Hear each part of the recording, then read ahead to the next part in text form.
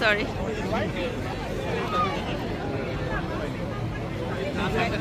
আমরা চলে এসেছি।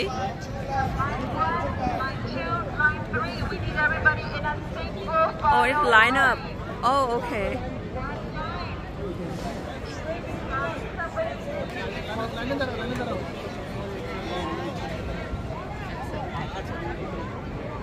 চারটা বাস এখন হয়ে গেল তিনটা, পাঁচটা বাসে ভাই, পাঁচটা বাস পার্সেল হচ্ছে এডিশনাল না? হ্যাঁ মানে 4 হাউসে 4 টাকা।